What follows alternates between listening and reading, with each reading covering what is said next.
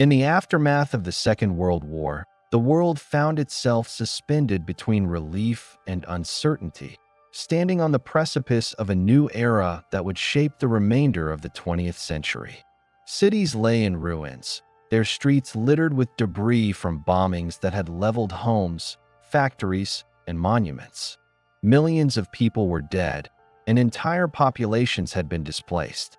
Europe, once the heart of global empires, was fractured, its economy shattered, its political structures in chaos. The scars of war were both physical and psychological, as nations struggled to rebuild amidst shortages of food, shelter, and basic infrastructure. And yet, out of this devastation, two superpowers emerged, each defining itself not only by its military might, but by the ideologies it sought to impose on the world. On one side stood the United States, victorious, economically intact, and the standard-bearer of liberal democracy and capitalism. On the other hand, the Soviet Union, victorious yet scarred, authoritarian, and a staunch advocate for communism, was determined to secure its borders and influence across Europe. Even before the guns fell silent in 1945, the seeds of tension were already sown. In February of that year, the leaders of the Allied powers, Franklin D. Roosevelt of the United States, Winston Churchill of the United Kingdom, and Joseph Stalin of the Soviet Union, met in the Crimean city of Yalta.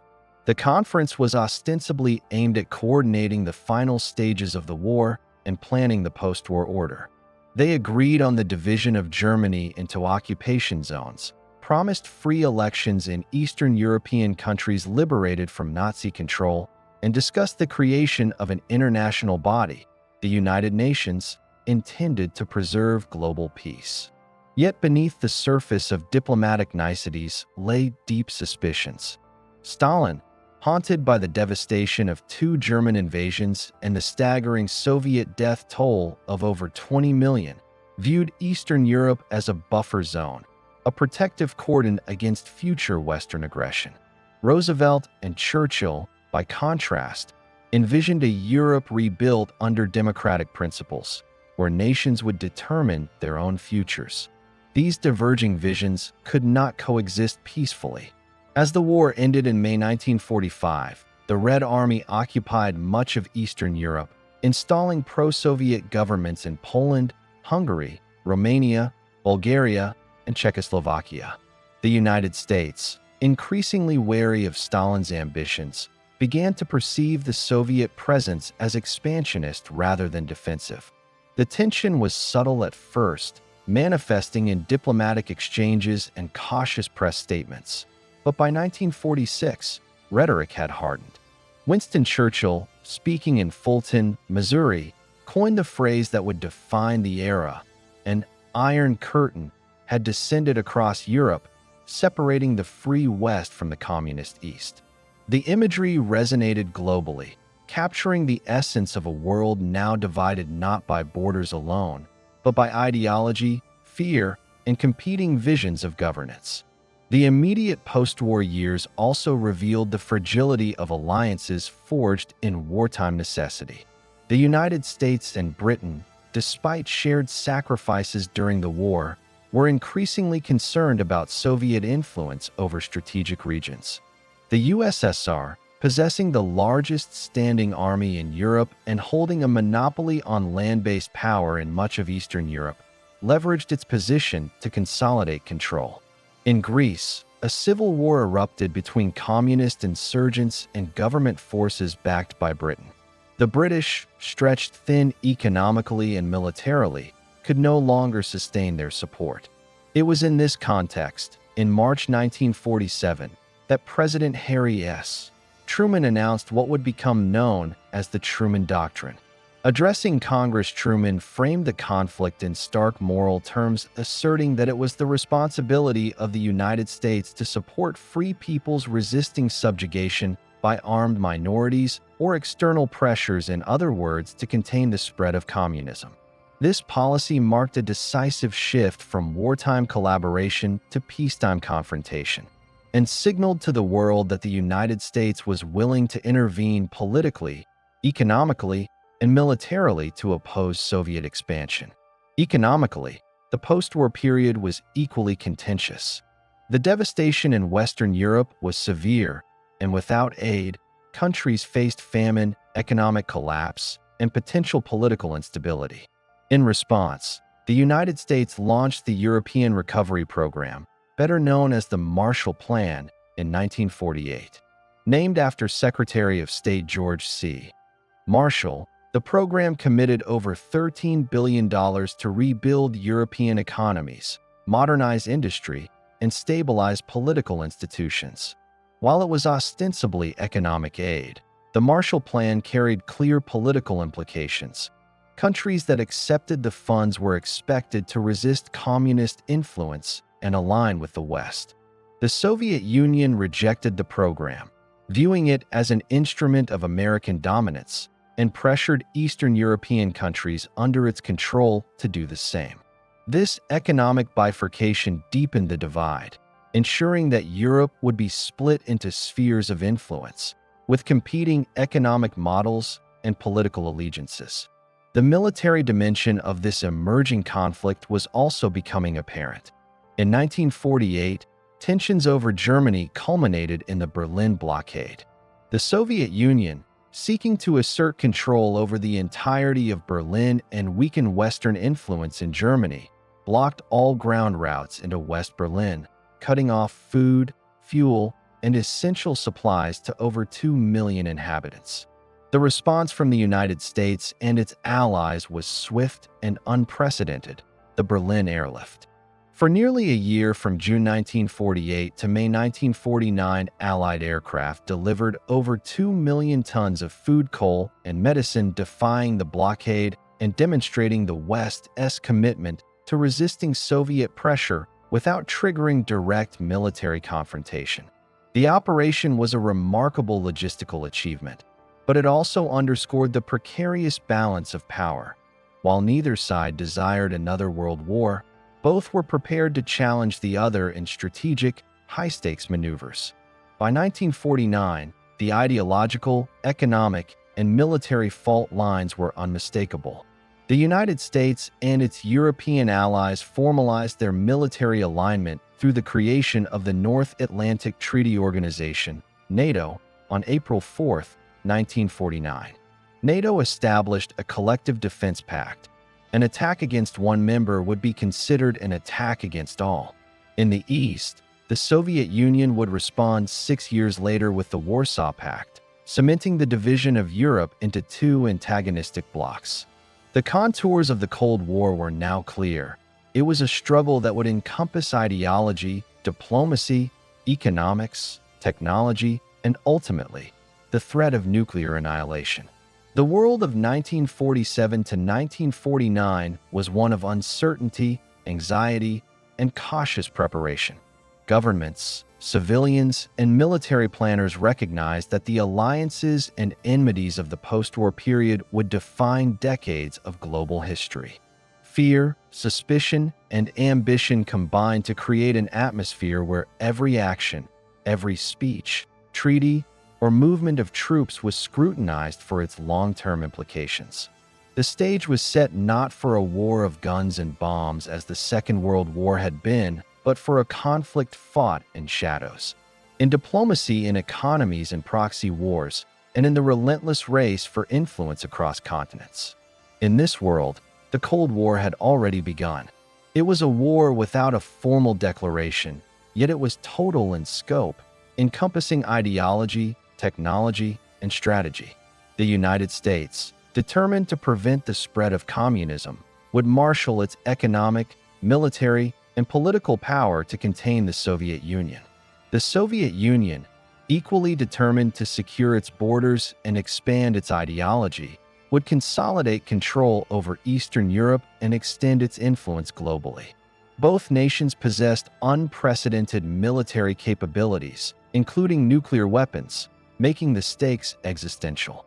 And for the millions living in Europe and beyond, the consequences of these strategic choices would be felt in daily life, in politics, and in the shadow of potential annihilation.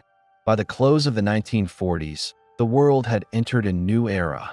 The optimism of victory had faded, replaced by tension, suspicion, and the realization that global peace was fragile. The Cold War was no longer a distant possibility. It was a present reality, shaping nations, economies, and the lives of individuals across continents.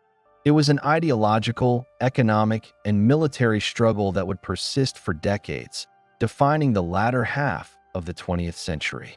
From the rubble of World War II, a new conflict emerged, one fought not with conventional armies alone, but with ideas, influence, and the ever-present shadow of nuclear destruction. The world was divided, and there was no going back. This was the world in which the Cold War was born. The years immediately following 1947 were a period of rapid consolidation and confrontation, a time when the contours of the Cold War became unmistakably clear and the world began to operate in two distinct spheres of influence. The optimism and relief that had followed the Allied victory in 1945 were quickly replaced by suspicion, strategic calculation, and the realization that the struggle between the United States and the Soviet Union would dominate global politics for decades.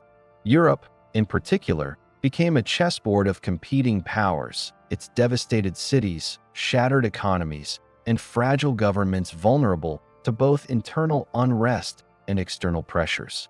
For the United States, the task was to rebuild Western Europe, contain the spread of communism, and prevent economic collapse from creating fertile ground for ideological expansion.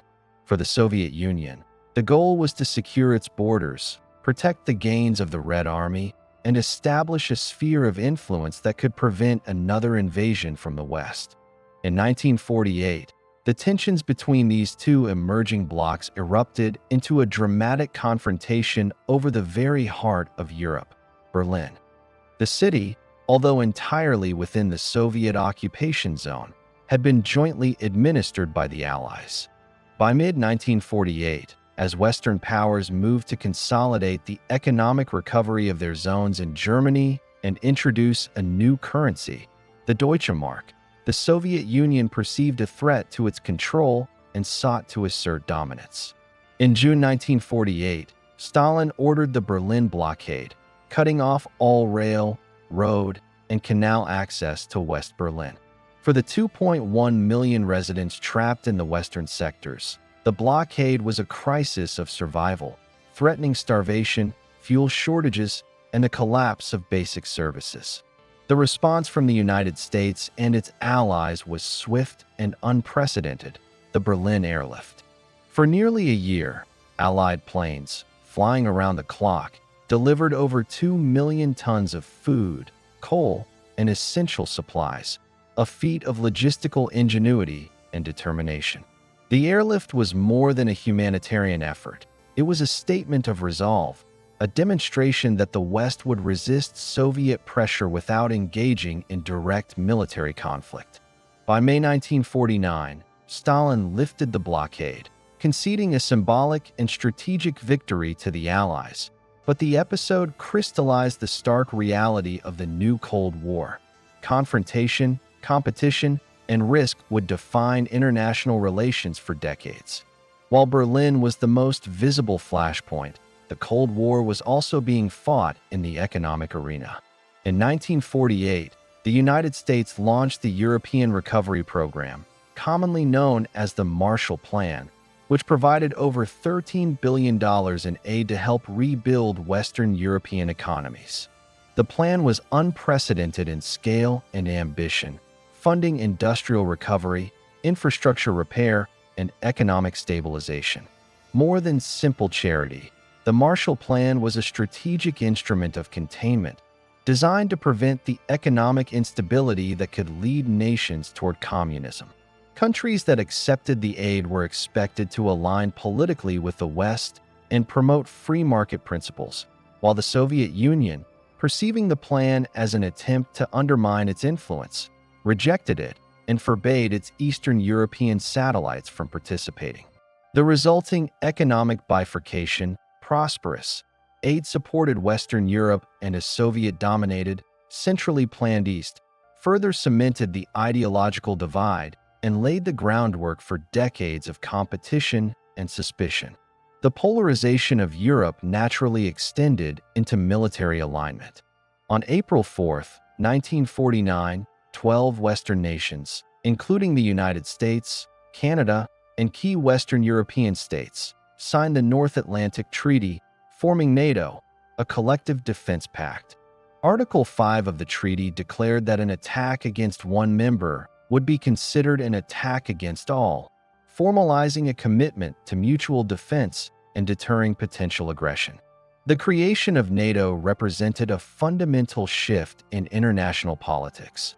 The United States, previously hesitant to commit to long-term European military entanglements, was now openly guaranteeing the security of Western Europe.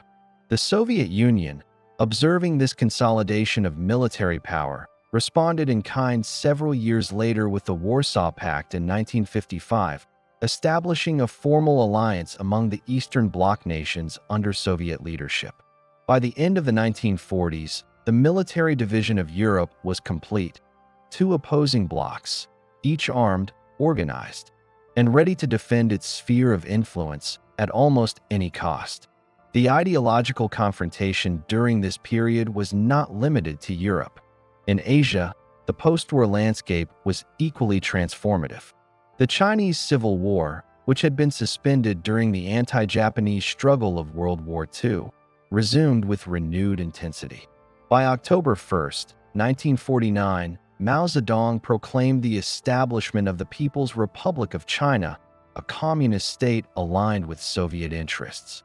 The victory of the Chinese Communists sent shockwaves throughout the world and fundamentally altered the strategic calculus of the United States, which had supported the nationalist Kuomintang under Chiang Kai-shek.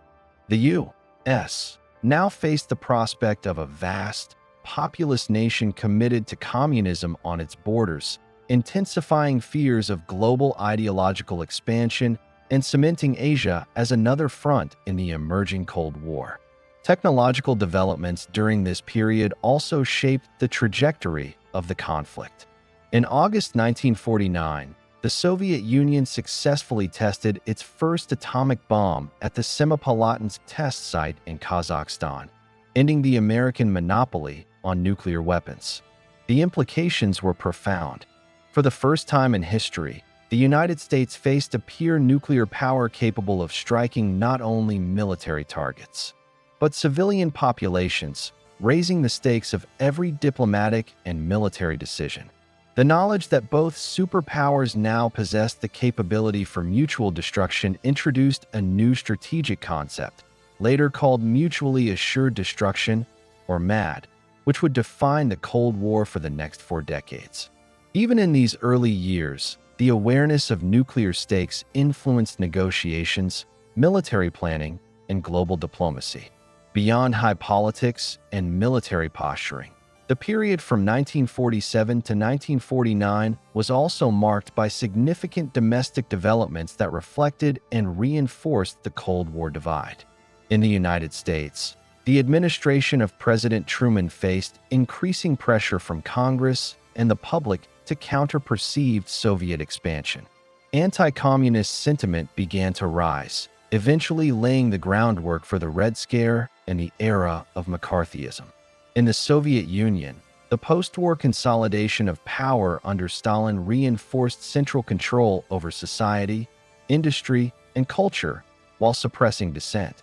Across Europe, citizens grappled with the daily realities of reconstruction, rationing, and political uncertainty, often caught between external pressures and internal needs.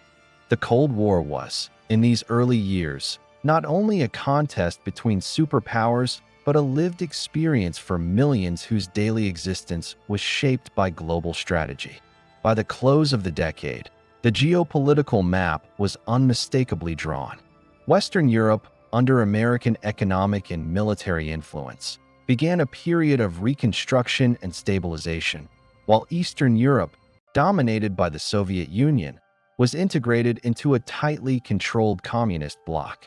Berlin remained the most visible symbol of this division, a city of stark contrasts, and competing visions of the future. The ideological, economic, and military foundations of the Cold War were firmly established. The world had transitioned from the immediate aftermath of total war into an era of sustained tension, where every diplomatic initiative, military maneuver, and economic decision carried global implications. In these formative years, the Cold War was defined less by open warfare and more by the interplay of power, influence, and fear. It was a struggle fought in parliaments and political conferences, in airlifts and economic aid packages, in covert operations and public propaganda campaigns. The battles were strategic, psychological, and symbolic, shaping the contours of international relations for generations to come. The Cold War had taken root, and it would not be a temporary phase. It was a conflict without borders, without declarations of war, yet total in scope and intensity. By 1949, the world had entered a state of fragile equilibrium. The United States and the Soviet Union had emerged as the dominant powers, each capable of projecting influence across continents. Both were armed with nuclear weapons, commanding vast military forces, and possessing the ability to shape the political destinies of nations far from their own borders. Europe was split into two opposing camps, each governed by distinct political systems, economic models, and social philosophies. Asia was entering a new era of ideological competition, with China poised to become a central player in the global balance of power. The stage was set for a prolonged struggle, one that would define the second half of the 20th century. And for the millions of people living through these transformations, the choices made in Washington, Moscow, and across Europe would have immediate and lasting consequences. The Cold War, officially recognized with the Truman Doctrine of 1947 and consolidated through events such as the Berlin Blockade and the Marshall Plan, was no longer an abstract concept. It was a lived reality, shaping economies, societies, and politics around the globe. The world had entered an era of competition that would span decades, where diplomacy, economics, ideology, and military preparedness were inextricably linked. The decisions taken in these early years would echo through the decades, influencing conflicts, alliances, and the very structure of international relations. The Cold War had begun, and its shadow would stretch across the globe for nearly half a century, reshaping the world in ways that remain visible even today. By 1949, the Cold War had evolved from diplomatic tension into a multidimensional struggle that spanned continents, ideologies, and military technologies. The early years of the Cold War had established the foundations. The United States committed to containing communism, the Soviet Union determined to consolidate influence in Eastern Europe, and the world divided into competing spheres of power. But by the end of the decade, the conflict had begun to manifest in open hostilities, known as the hot wars of the Cold War era. These conflicts, fought by proxy rather than through confrontation between the superpowers, demonstrated that ideological rivalry was no longer a matter of diplomacy alone. It could, and would, spill into violence with devastating consequences. Asia quickly became the first major theater of such confrontation. The Chinese Civil War, which had begun decades earlier and been temporarily suspended during the fight against Japanese occupation in World War II, resumed with intensity. The nationalist government, led by Chiang Kai-shek and officially known as the Kuomintang, struggled to maintain control over a war-weary, economically devastated population. Meanwhile, Mao Zedong's communist forces, capitalizing on peasant discontent, military discipline, and a sophisticated propaganda campaign, gained momentum across northern and central China. By October 1, 1949, Mao Zedong proclaimed the founding of the People's Republic of China from Beijing, marking one of the most consequential events of the early Cold War. The victory of the Chinese Communists not only expanded the global communist bloc, but also provided the Soviet Union with a major strategic partner in Asia, fundamentally altering the balance of power. For the United States, the loss of China was interpreted as a catastrophic failure, fueling fears of communist expansion across Asia and influencing subsequent foreign policy decisions in Korea, Indochina, and beyond. Simultaneously, the Korean Peninsula became the first flashpoint of armed conflict during the Cold War. Korea had been divided at the 38th parallel after Japan's defeat in 1945, with the Soviet Union administering the North and the United States overseeing the South. Both superpowers, despite their ideological differences, initially supported the establishment of separate governments in their respective zones. However, the division was unstable, and by June 25, 1950, North Korean forces, equipped with Soviet tanks, artillery, and advisors, crossed the 38th parallel in a surprise invasion of the South. The assault marked the beginning of the Korean War, a brutal, three-year conflict that would draw in not only Korea and the superpowers, but also China and a multinational United Nations coalition. The United States, under President Harry S. Truman, viewed the North Korean invasion as a direct challenge to the policy of containment and swiftly committed military forces to repel the communist advance. The conflict was initially catastrophic for South Korean and UN forces, as North Korean troops captured Seoul and pushed southward to the Pusan perimeter, a small corner of southeastern Korea. In a daring counteroffensive, General Douglas MacArthur orchestrated the Incheon landing in September 1950, a bold amphibious operation that turned the tide and allowed UN forces to recapture Seoul and push north toward the Yalu River, the border with China. This advance, however, provoked Chinese intervention. In late 1950, hundreds of thousands of Chinese volunteer forces crossed into North Korea, pushing UN troops back to the 38th parallel and transforming the conflict into a bloody stalemate. The war would continue with fluctuating front lines, devastating casualties, and significant civilian suffering until July 27, 1953, when an armistice was signed.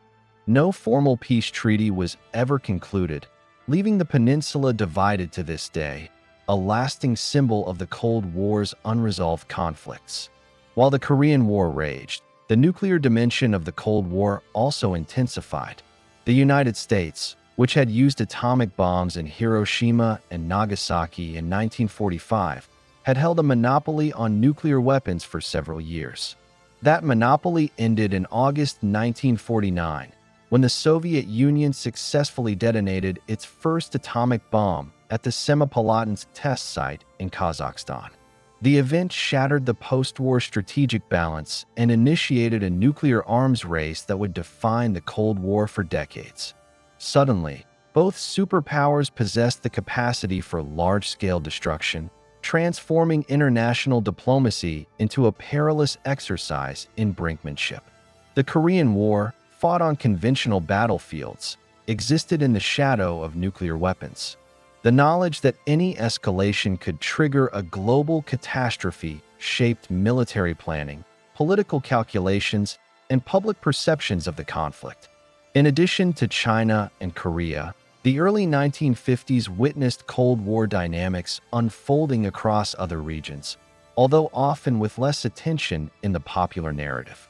For example, in the Middle East, the United States and the Soviet Union were beginning to court influence through economic aid, political alliances, and covert operations. In Iran, the 1953 coup against Prime Minister Mohammad Mossadegh, orchestrated by the CIA and British intelligence, demonstrated early American willingness to intervene directly to prevent perceived communist expansion, even in a country not yet fully under Soviet influence. Across Europe, communist governments in Eastern Europe were consolidating power, employing purges, show trials, and state security forces to suppress dissent and ensure loyalty to Moscow. The Cold War, therefore, was a global struggle fought not only on visible battlefields, but also through covert means, political manipulation, and the creation of systems of control and surveillance. The first hot wars also highlighted the human cost of ideological conflict. In Korea alone, estimates suggest that over 2 million civilians died, along with nearly 1 million soldiers on both sides. Refugees fled in mass exoduses, families were separated, and entire cities were destroyed. Similarly, in China, the final campaigns of the Civil War involved intense mobilization, guerrilla warfare, and harsh reprisals, leaving millions of citizens displaced or impoverished. These experiences underscored the extent to which the Cold War was not an abstract political struggle, but a profoundly human one, affecting lives on the ground even as superpowers negotiated, planned, and strategized from afar. By the end of 1953, the early phase of the Cold War had solidified several key characteristics. First, it was evident that confrontation between the United States and the Soviet Union, though potentially catastrophic due to nuclear capabilities, would largely be avoided. Instead, conflicts would be fought indirectly through proxy wars, economic pressure, and political influence. Second, ideological commitment had concrete, often violent consequences. The spread of communism or the containment of communism could not be discussed solely in abstract terms. It had to be defended or resisted with force if necessary. Third, the nuclear dimension introduced a strategic restraint into international affairs, as both sides recognized the existential stakes of full-scale war. And finally, the Cold War was global in scope. Europe, Asia, and increasingly the Middle East and other regions were theaters for the competition of ideas, power, and influence. This period also set the stage for long-term patterns that would define the Cold War in the decades to come. The United States would adopt a policy of military readiness, alliance formation, and intervention to contain communism wherever it appeared, whether in Asia, Europe, or beyond. The Soviet Union, meanwhile, would pursue security through buffer zones, ideological cohesion, and strategic alliances, while seeking to expand influence wherever opportunities arose. Both superpowers recognized that indirect confrontation, through political subversion, economic pressure, or limited military engagements, was safer than open war, but no less consequential. The human, economic, and political consequences of these early conflicts foreshadowed the intensity and longevity of the Cold War. In retrospect, the period from 1949 to 1953 represents a critical juncture in the Cold War. It marked the transition from post-war uncertainty and tentative diplomacy to the reality of ideological confrontation and proxy warfare. China's transformation into a communist state, the devastation and stalemate of the Korean War, and the Soviet Union's acquisition of nuclear weapons fundamentally altered the global balance of power. The patterns established in these years, indirect conflict, ideological competition, nuclear deterrence, and the intertwining of military and civilian life, would shape international relations for the next 4 decades. By the time the armistice was signed in Korea and the early battles of the Cold War had been fought, the world had learned a profound lesson. This was not a war that could be resolved quickly or easily. It was a long struggle, ideological in essence, but political, military, and human in execution. The Cold War had moved from concept to reality, and the world would never again be the same.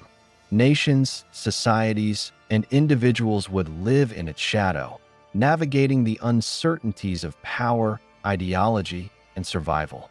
The first hot wars of the Cold War, though geographically limited, were global in their significance, setting a precedent for the long and often dangerous decades that lay ahead. The death of Joseph Stalin on March 5, 1953, marked the end of an era of absolute control in the Soviet Union and the beginning of a new, uncertain phase in the Cold War. Stalin's passing left a power vacuum that would be contested by figures such as Nikita Khrushchev, Georgy Malenkov, and Lavrentiy Beria, each vying to shape the future of the Soviet state. The immediate aftermath was not only a domestic struggle for succession, but a period of recalibration in the Soviet Union's foreign policy.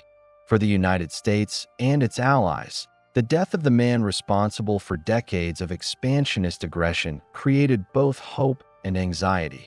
The possibility of moderation on one hand, the danger of miscalculation on the other. The Cold War, however, was far from abating. It was evolving, becoming more complex, more technologically driven, and more perilous as the global stakes continued to rise. The early 1950s saw a surge of covert operations, political interventions, and intelligence activity across the globe. The Cold War was no longer confined to Europe and East Asia. It had become a global contest of influence, fought in the shadows of diplomacy and the hidden corridors of intelligence. In Iran, the United States orchestrated the 1953 coup against Prime Minister Mohammad Mossadegh, overthrowing a nationalist government that had nationalized the oil industry. The operation, carried out by the CIA in coordination with British intelligence, demonstrated a willingness to use covert action to protect Western interests and contain perceived communist influence. Similarly, in Guatemala, the CIA overthrew the democratically elected government of Jacobo Arbenz in 1954, fearing that land reforms and leftist policies could serve as a foothold for communism in the Americas. These interventions, often justified under the banner of containment, revealed the Cold War as a conflict fought not just on battlefields, but within political systems, economies, and public opinion, where influence and ideology were as deadly as bullets and bombs. Simultaneously, the arms race escalated. Both superpowers recognized that nuclear weapons were central to maintaining deterrence and securing global influence. The United States had already developed a sizable nuclear arsenal, and the Soviet Union's successful test of the atomic bomb in 1949 had ended American monopoly, creating a new equilibrium of terror. By the mid-1950s, both nations were working to expand and diversify their arsenals, introducing hydrogen bombs, intercontinental ballistic missiles, ICBMs, and sophisticated delivery systems. The sheer destructive potential of these weapons created an unprecedented sense of existential risk. Civil defense programs, such as bomb shelters, air raid drills, and public information campaigns, became commonplace in both the United States and Europe. The presence of these weapons introduced a strategic tension that permeated political, military, and social life. Every miscalculation, every crisis, carried the implicit possibility of global annihilation. The space race, another theater of the Cold War, began to capture the world's imagination and anxiety.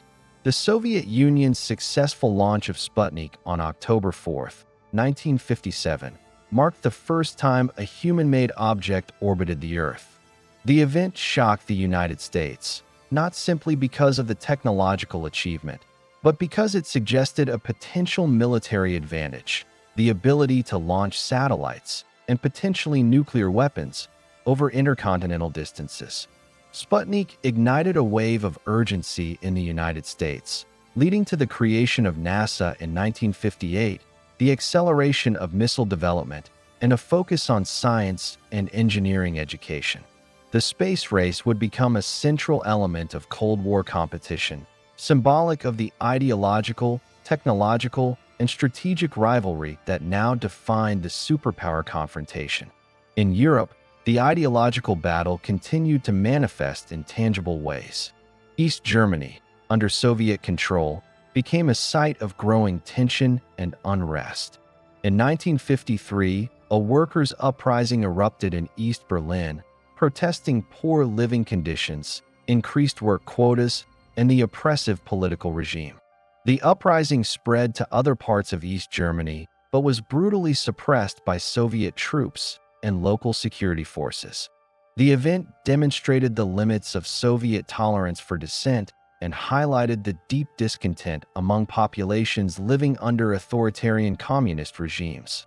Meanwhile, in the West, Germany and other nations were experiencing economic recovery, largely fueled by the Marshall Plan aid. The contrasting trajectories of East and West Germany underscored the ideological divide and created a tangible demonstration of competing political and economic systems. The decade also saw crises that brought the world perilously close to confrontation. The Suez Crisis of 1956, although primarily a conflict over colonial influence in Egypt, had Cold War overtones. Britain, France, and Israel invaded Egypt to regain control over the Suez Canal and remove President Gamal Abdel Nasser, who had nationalized the waterway. The United States, seeking to avoid escalation and maintain its image in the developing world, opposed the invasion diplomatically. The Soviet Union, meanwhile, issued threats of intervention. While nuclear confrontation was avoided, the crisis illustrated how regional conflicts could quickly acquire global significance in the context of Cold War rivalries. Tensions reached perhaps their most dramatic and widely feared climax during the Cuban Missile Crisis of October 1962, though its origins were rooted in this decade of escalation. The strategic balance, the deployment of nuclear weapons, and the ideological contest in Europe and the Americas had created conditions in which miscalculation could lead to catastrophe. By the early 1960s, the world had already internalized the terrifying reality that a confrontation between the United States and the Soviet Union could result not merely in a conventional war, but in the obliteration of entire cities' populations and ecosystems. The events leading to the crisis, nuclear missile deployment in Cuba by the Soviets and the U.S. naval blockade, were the culmination of nearly 2 decades of escalating tension, technology, and ideology. The eventual resolution, through secret negotiations and public diplomacy, highlighted both the fragility of global peace and the capacity of human ingenuity to avert catastrophe at the last moment. Cultural and intellectual life in this period was also deeply shaped by the Cold War. Propaganda, media, and education became instruments of ideological struggle. In the United States, films, literature, and public campaigns emphasized the dangers of communism, the virtues of capitalism, and the moral necessity of vigilance. In the Soviet Union, state-controlled media and cultural productions celebrated socialism, vilified the West, and reinforced loyalty to the party and the state. This battle for hearts and minds was pervasive, influencing generations of citizens and shaping perceptions of friend and foe, liberty and oppression, freedom and authoritarianism. By the end of the 1950s, the Cold War had become a complex, multidimensional conflict. It was ideological, as communism and capitalism competed for legitimacy and adherence around the globe. It was military, as nuclear weapons, conventional forces, and alliances defined the strategic landscape. It was technological, with the space race and missile development reflecting broader competition for superiority. And it was political, as interventions, coups, and revolutions tested the influence and resolve of both superpowers. Importantly, it was also a human conflict, impacting the lives of millions through war, repression, displacement, and the omnipresent threat of annihilation.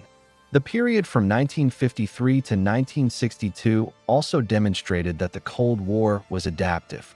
The strategies and methods employed by the superpowers were constantly evolving in response to technological innovations, political crises, and social movements. Covert operations, economic programs, public diplomacy, and military posturing became integrated instruments of statecraft. Leaders on both sides, Truman, Eisenhower, Khrushchev, and later Kennedy, learned to navigate a world where missteps could have catastrophic consequences. The very survival of states, economies, and societies depended on careful calculation, strategic patience, and sometimes the willingness to accept compromise. Ultimately, this decade set the stage for the second half of the Cold War, a period that would be defined by both confrontation and détente, by innovation and ideological struggle, and by the persistent tension between the desire for global influence and the recognition of mutual vulnerability.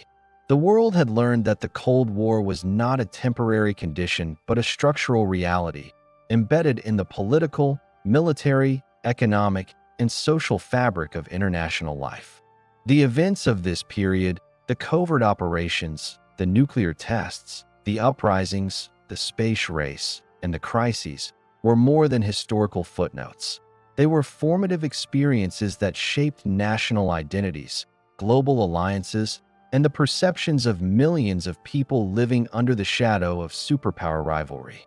By 1962, the Cold War had become fully global in scope, with theaters of competition in Europe, Asia, the Middle East, and beyond. Both superpowers had acquired the means to inflict unprecedented destruction and had learned that restraint, diplomacy, and negotiation were as critical as military might.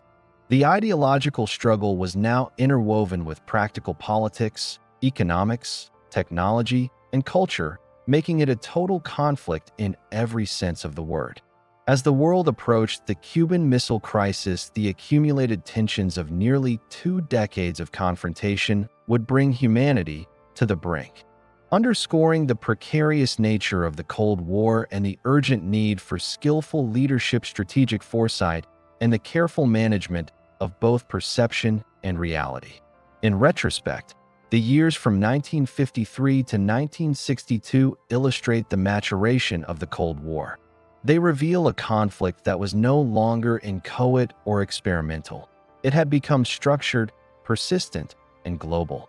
The stage was set for both catastrophic potential and extraordinary innovation.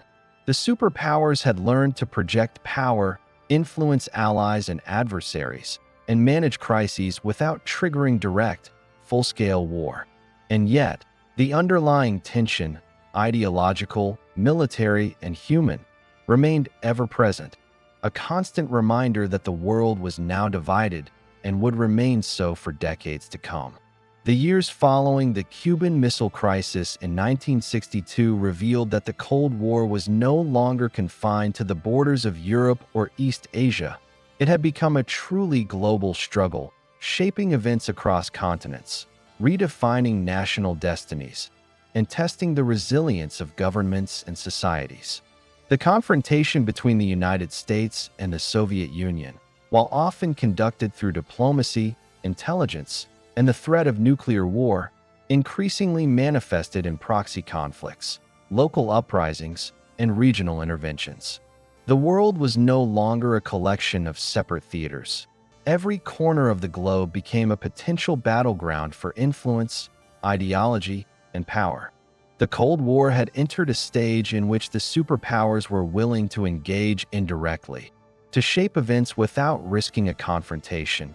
Yet the consequences for the nations caught in the middle were profound and often devastating. In Southeast Asia, the Cold War's human cost became particularly visible. Vietnam, a nation already scarred by decades of colonial exploitation and Japanese occupation, became a central arena of superpower rivalry.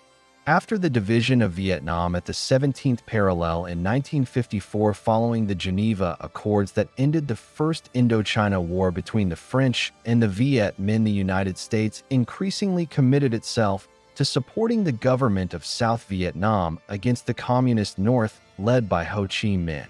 The Kennedy administration, recognizing the strategic importance of preventing a domino effect in Southeast Asia, escalated military aid, advisors, and technical support.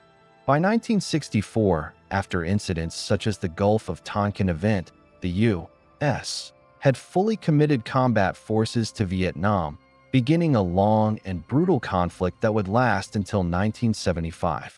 The war showcased the Cold War logic. Regional conflicts were not merely local disputes. They were extensions of the superpower competition, where the outcome could signal global ideological shifts. The Cold War's global reach extended to Latin America as well, where both superpowers sought influence over nations navigating post-colonial development, social reform, and political instability. In Chile, the 1960s saw a complex interplay of democratic politics and Cold War pressures. The United States, concerned about the potential rise of leftist leaders, conducted covert operations to influence elections, shape media narratives, and provide support to pro-American factions. The Soviet Union, for its part, offered ideological guidance, financial assistance, and technical support to socialist movements. Elsewhere in countries like Cuba, the revolution led by Fidel Castro in 1959 had brought a communist government to power in the Western Hemisphere, directly challenging U.S. influence and heightening tensions after the failed Bay of Pigs invasion in 1961. The crisis underscored the Cold War's proximity to the American mainland and the extent to which ideology could provoke military confrontation, covert action, and the mobilization of entire populations. Africa, too, became an arena of Cold War maneuvering during this period. The continent was experiencing waves of decolonization as nations gained independence from European colonial powers. The United States and the Soviet Union were keenly aware that the political orientation of these new nations could tip regional balances. The Congo crisis of 1960 to 1965 exemplified the intersection of internal instability and superpower intervention. Following independence from Belgium, the Congo quickly descended into chaos, with secessionist movements in Katanga and widespread political fragmentation. The United States, fearing communist influence, provided covert support to certain factions, while the Soviet Union extended aid to others, resulting in a complex and dangerous proxy environment. Similarly, in Angola, emerging nationalist movements were soon drawn into the orbit of Cold War rivalry, with foreign powers supplying weapons, advisors, and financial backing to competing factions, foreshadowing decades of conflict that would plague the region. The mechanisms of influence during this period were not limited to military interventions or direct support of governments. Economic aid, technical assistance, and cultural diplomacy became essential tools of Cold War strategy. The United States extended development programs, educational exchanges, and economic incentives to align nations with the capitalist bloc, while the Soviet Union emphasized industrial development, technical training, and socialist solidarity to consolidate its alliances. These efforts were often accompanied by propaganda campaigns that portrayed each superpower as the protector of progress, peace, and the rights of peoples, while casting the other as an oppressive, expansionist force. In many regions, populations experienced both the benefits and the costs of these interventions. Infrastructure and training might be provided, yet local autonomy was often undermined, and conflicts were intensified by external influence. By the late 1960s, the Cold War was characterized by both intense confrontation and complex negotiation. While wars raged in Vietnam and elsewhere, the superpowers also engaged in arms control discussions, intelligence sharing agreements, and diplomatic initiatives aimed at reducing the likelihood of direct nuclear conflict. The strategic logic of the Cold War was now multifaceted. It involved conventional and nuclear military capabilities, ideological outreach, economic leverage, and the careful calibration of influence in a rapidly changing world. The global struggle was not merely an abstract ideological contest. It was concrete, immediate, and deeply consequential for the millions of people caught in its wake. The period also revealed the adaptability and creativity of local actors. In Latin America, Asia, and Africa, leaders and movements were not merely passive pawns of superpower rivalry. They sought to navigate, manipulate, and sometimes exploit Cold War dynamics to their advantage. Leaders like Nasser in Egypt, Sukarno in Indonesia, and Lumumba in the Congo leveraged the competition between the United States and the Soviet Union to secure aid, weapons, and political support. The result was a complex interplay in which local ambitions intersected with global rivalry, producing outcomes that were unpredictable, often violent, and historically transformative. The Cold War, in this sense, was both global and intensely local. The grand strategies of Washington and Moscow were inseparable from the aspirations, conflicts, and decisions of individual nations and leaders. Culturally and socially, the Cold War's reach was equally pervasive.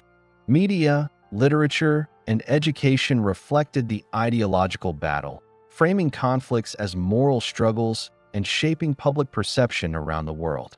In the United States, coverage of Vietnam, Cuba, and other regions emphasized the threat of communism, the heroism of anti-communist forces, and the moral imperative of containment. In the Soviet Union and its allies, state-controlled media promoted the narrative of anti-imperialist struggle, socialist progress, and the dangers posed by capitalist expansion. The Cold War had become a total war of perception and influence, as much about winning hearts and minds as about securing territory or military advantage. By the end of the 1960s, it was evident that the Cold War had matured into a multidimensional global conflict. The United States and the Soviet Union were no longer simply regional powers. They were world powers, capable of influencing events on every continent. The ideological contest had expanded beyond Europe and East Asia to encompass Africa, Latin America, and the developing world. Proxy wars, political interventions, economic programs, and cultural influence were all instruments of statecraft, wielded with the understanding that confrontation could trigger catastrophic nuclear escalation. The Cold War had become a defining feature of global politics, shaping international relations, national policies, and the daily lives of millions. This period also highlighted the limitations and dangers of Cold War strategy. Proxy conflicts often resulted in prolonged violence, civilian suffering, and political instability, demonstrating that indirect confrontation was neither cost-free nor predictable. The global reach of the Cold War meant that no region was truly insulated from the consequences of superpower rivalry, and local populations frequently bore the brunt of decisions made thousands of miles away. Yet, despite these challenges, both superpowers continued to pursue their objectives with remarkable persistence, adapting to new realities, technological advances, and changing political landscapes.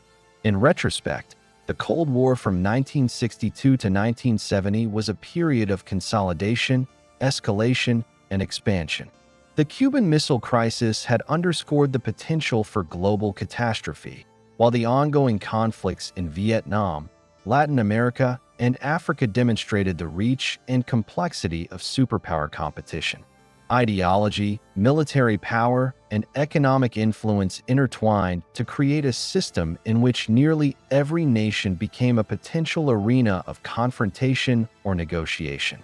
Local actors navigated this system with skill and ambition, influencing outcomes and shaping the trajectory of the Cold War in ways that remain evident in the political, social, and economic development of these regions today. By the end of this decade, the Cold War had truly become a global struggle, one defined not only by nuclear threats and ideological rhetoric, but also by the tangible experiences of nations, societies, and individuals around the world. The United States and the Soviet Union had established patterns of behavior, alliances, and strategies that would persist for decades, and the world had become a theater in which every conflict, every political decision, and every technological innovation carried the imprint of superpower rivalry.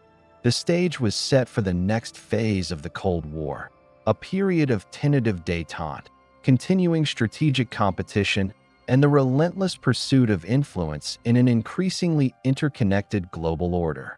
The 1970s began with a fragile yet significant shift in the Cold War, a period that would come to be known as détente, a French term meaning relaxation. After nearly 3 decades of intense confrontation, proxy wars, and nuclear brinkmanship, Both the United States and the Soviet Union recognized the enormous costs of their rivalry and the dangers inherent in continued escalation. While the ideological and strategic contest remained fierce, the superpowers began exploring ways to manage their competition through negotiation, arms control, and diplomacy, creating a complex balance between confrontation and cooperation that defined international relations during this decade. One of the most significant milestones of this period was the signing of the Strategic Arms Limitation Treaty (SALT-I) in May 1972. Negotiated between President Richard Nixon and Soviet General Secretary Leonid Brezhnev, SALT-I marked the first formal agreement to limit strategic nuclear weapons. The treaty placed restrictions on the development of intercontinental ballistic missiles, ICBMs, and submarine-launched ballistic missiles, SLBMs, while also establishing a framework for future verification measures. While critics argued that SALT-I did not reduce existing arsenals, the treaty represented a symbolic and practical acknowledgement by both superpowers that nuclear confrontation carried unacceptable risks. For the first time, a mechanism existed to manage the nuclear rivalry, introducing a new strategic logic that combined competition with regulation. Détente was not limited to arms control. It also encompassed broader geopolitical maneuvering. President Nixon's historic visit to China in 1972 reshaped the global balance of power. By establishing diplomatic relations with the People's Republic of China, the United States effectively exploited the Sino-Soviet split, placing pressure on the Soviet Union both strategically and ideologically.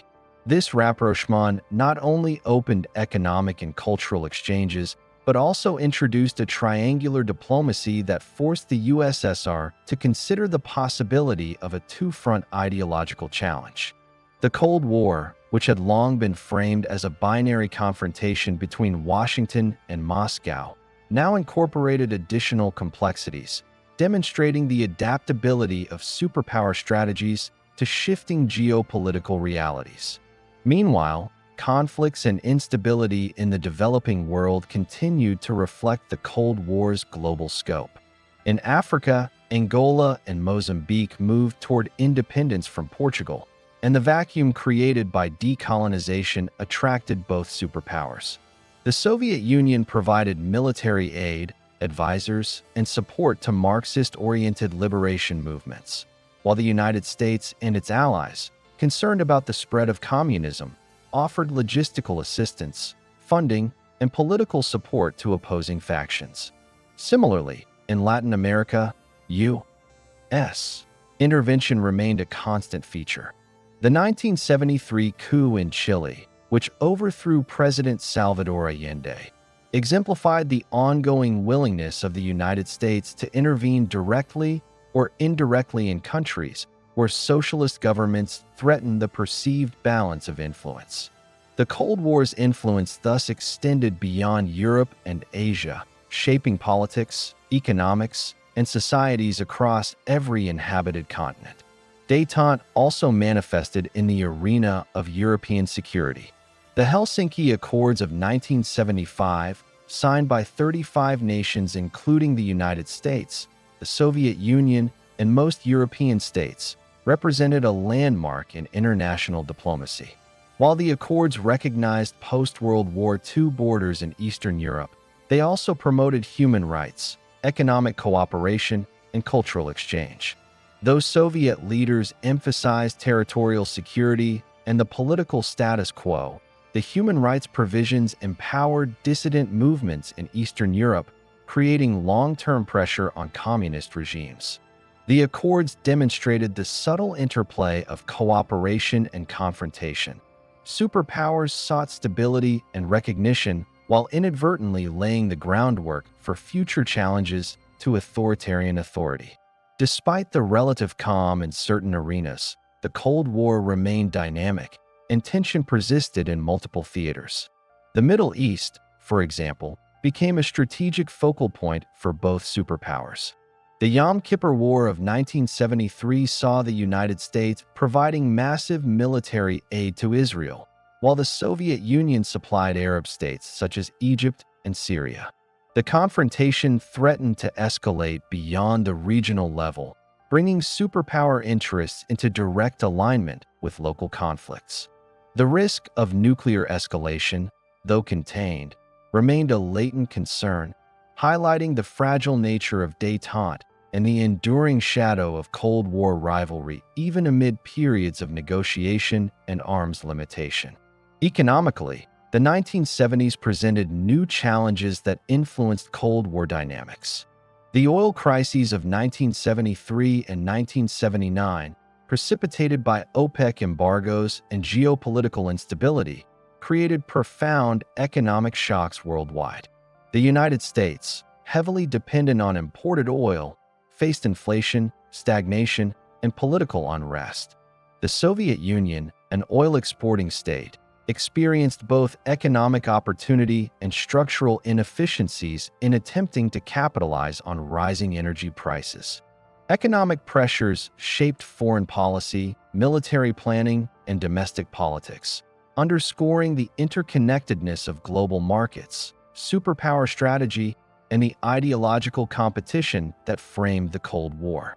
Resource dependency became a strategic concern, influencing decisions on arms development, alliances, and intervention in politically unstable regions. The espionage and intelligence aspect of the Cold War continued unabated during the 1970s. Agencies like the CIA, the KGB, and other national intelligence services engaged in surveillance, counterintelligence, and covert operations that extended across continents. Covert support for allied governments, subversion of hostile regimes, and the management of political narratives became critical tools for both superpowers.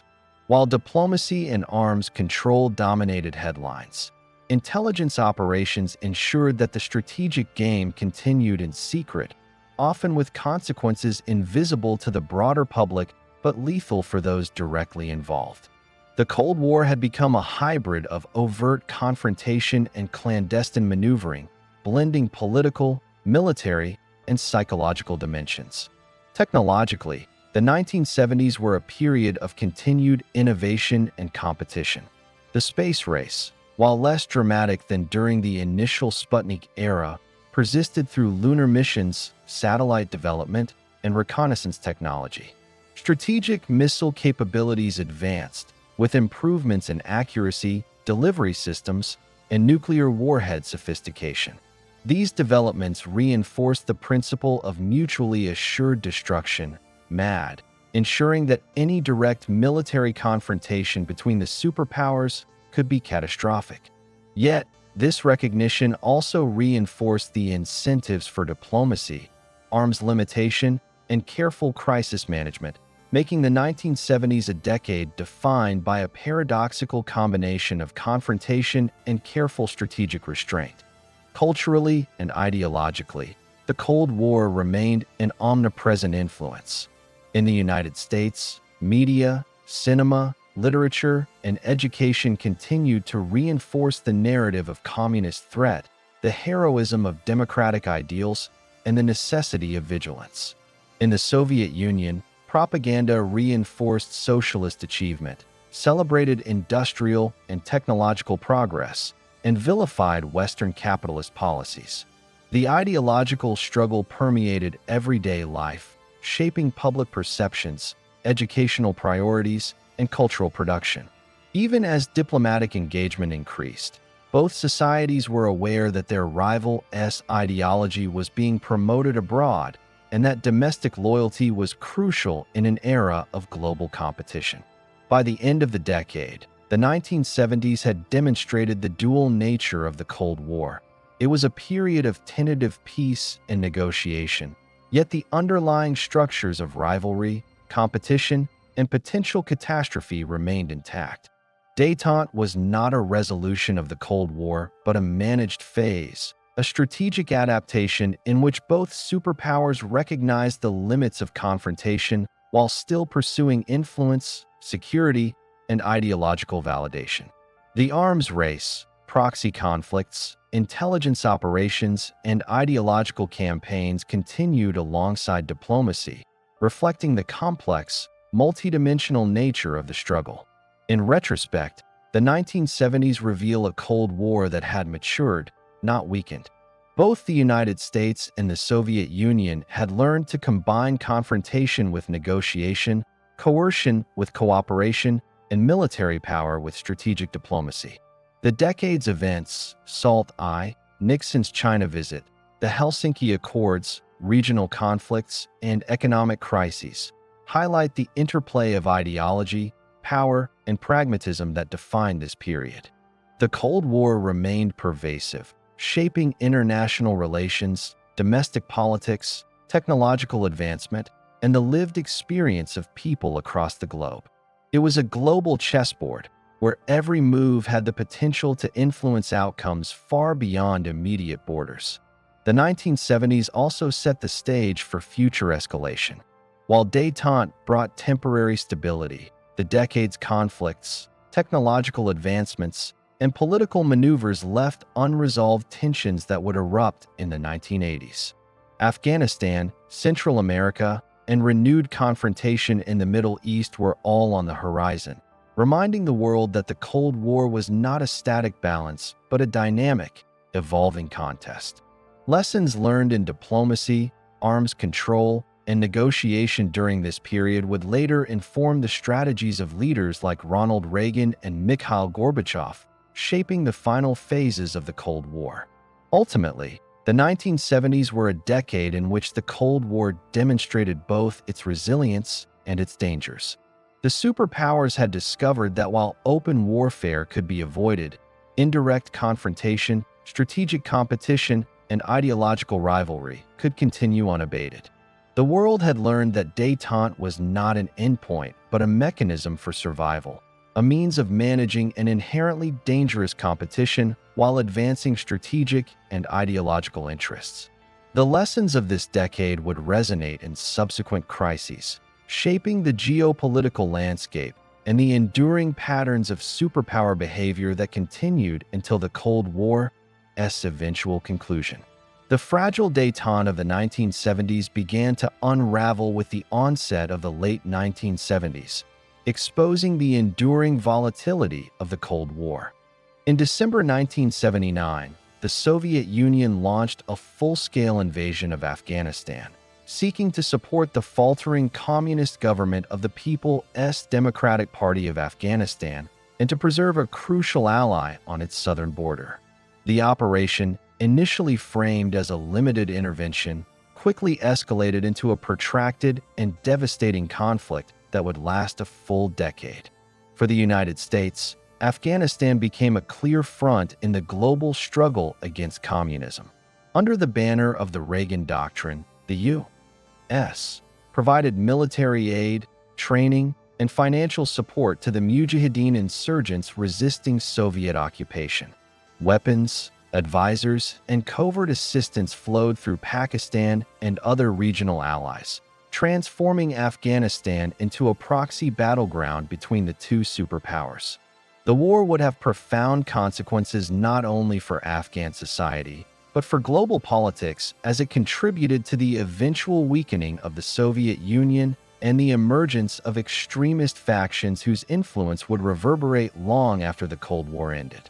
The Afghan conflict marked a return to overt confrontation after the relative calm of détente. It was a stark reminder that even temporary pauses in superpower rivalry were fragile and contingent. The invasion galvanized U.S. foreign policy, prompting a reassessment of Cold War strategy under the administration of Ronald Reagan, who took office in January 1981. Reagan rejected the notion of compromise with the Soviet Union as a pathway to security.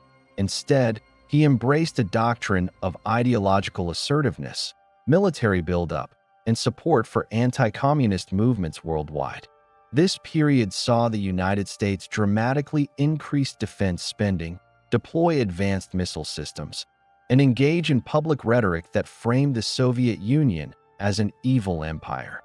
The ideological struggle, long latent during détente, had returned to full prominence, fueled by both perception and strategy. Eastern Europe, long under the tight control of the Soviet Union, also experienced the stirrings of resistance and transformation. In Poland, the labor movement Solidarity emerged in 1980 under the leadership of Lech Walesa. What began as a series of strikes by shipyard workers in Gdansk evolved into a broad-based social movement demanding political reform, labor rights, and national autonomy.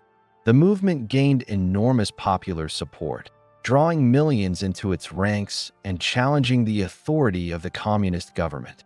While the Polish regime backed by Moscow imposed martial law in December 1981 in an attempt to suppress dissent, the resilience of Solidarity demonstrated the limits of authoritarian control and foreshadowed the ideological unraveling that would sweep Eastern Europe in the next decade. The struggle in Poland highlighted a critical reality. The Cold War was not only a contest between superpowers, but also a conflict that directly engaged populations, ideologies, and political cultures within Soviet-aligned states. The renewed tensions of the early 1980s were further exacerbated by a renewed nuclear arms race. Reagan's military buildup included the expansion of conventional forces, the modernization of nuclear arsenals, and the deployment of new missile systems in Europe, such as the Pershing II and cruise missiles in response to the Soviet deployment of SS-20 intermediate-range missiles. This escalation prompted widespread public anxiety and the growth of anti-nuclear movements in both the West and East, reflecting a pervasive fear of global annihilation. The Cold War had returned to a dangerous equilibrium, in which rhetoric, technology, and strategic posturing interacted to create both deterrence and the risk of miscalculation. Geopolitically, the early 1980s were marked by a series of crises that drew the superpowers into regional conflicts with global consequences. In Central America, U.S. intervention intensified in Nicaragua, El Salvador, and Guatemala to counter leftist governments and insurgencies. The Reagan administration supported the Contras in Nicaragua, viewing them as a bulwark against the spread of communism in the hemisphere.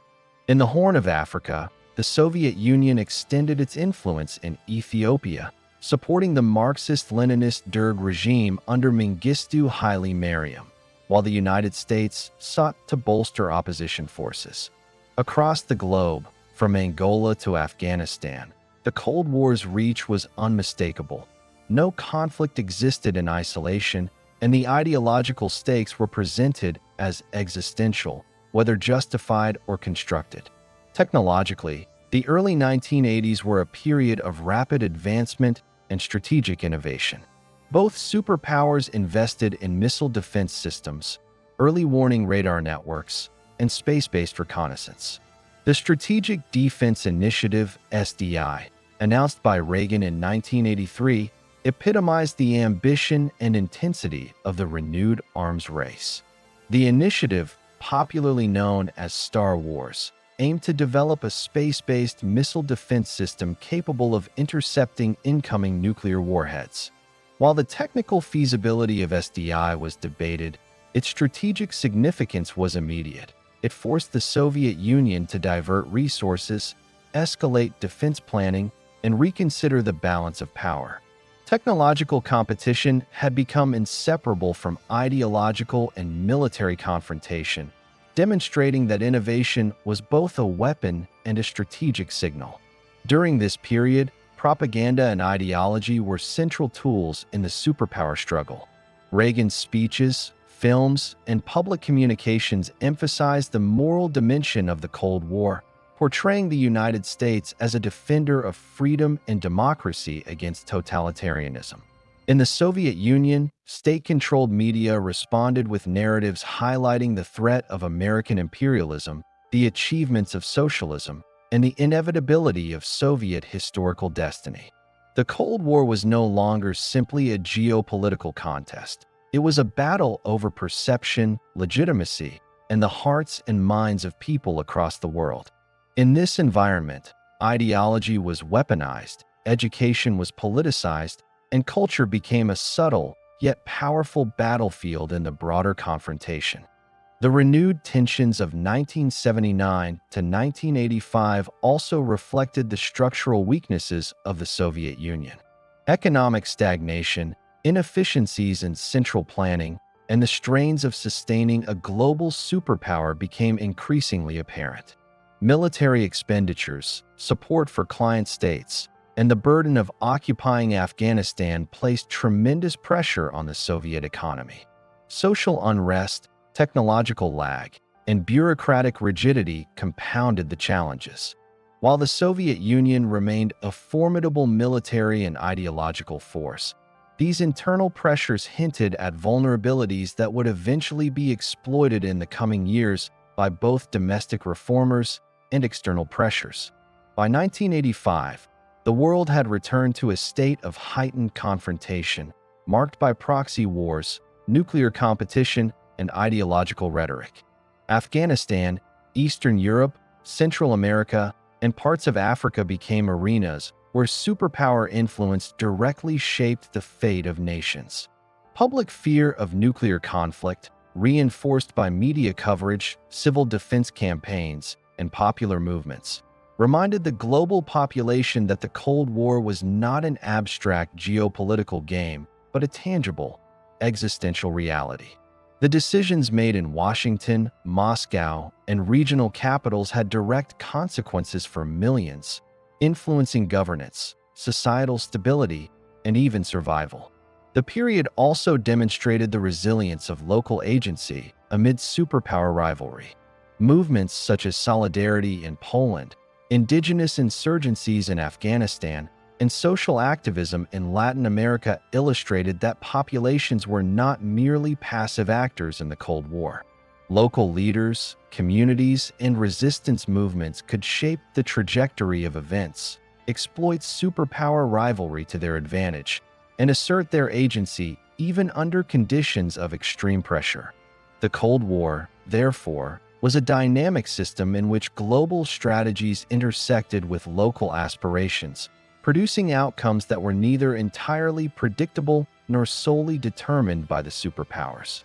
In retrospect, the years 1979 to 1985 reveal a Cold War defined by renewed confrontation and intensified stakes. The fragile balance of détente had dissolved under the weight of ideological assertiveness, military escalation, and regional crises. The United States, under Reagan, embraced a strategy of ideological clarity, military superiority, and global interventionism, while the Soviet Union faced both external pressure and internal challenges that strained its capacity to sustain a global empire. Conflicts in Afghanistan, Eastern Europe, and Central America, alongside nuclear developments and technological competition, highlighted the enduring intensity and complexity of the Cold War.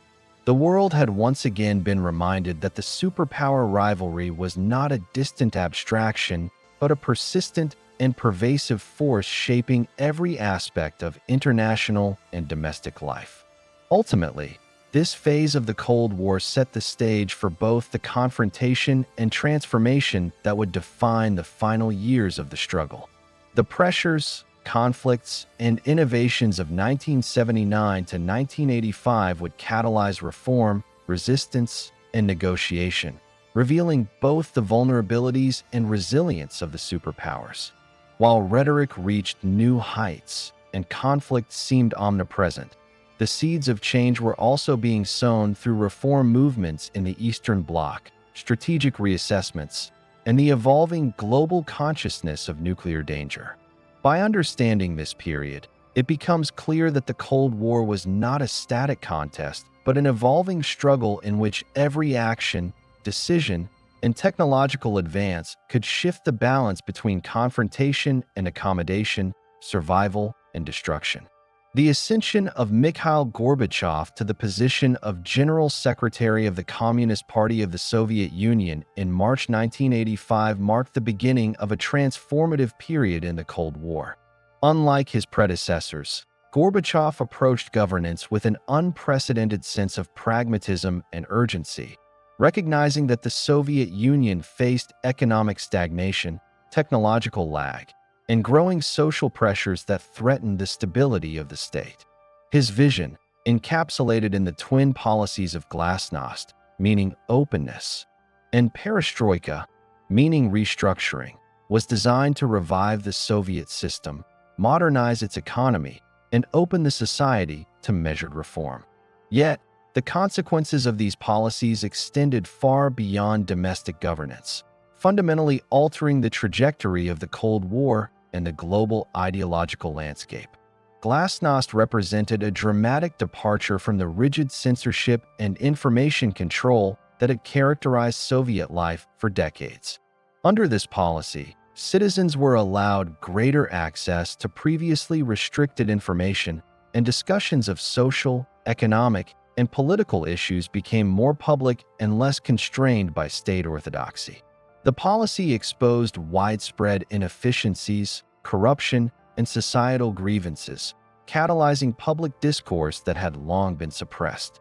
By revealing the systemic weaknesses within the Soviet Union, glasnost inadvertently weakened the authority of the Communist Party and empowered reformist voices.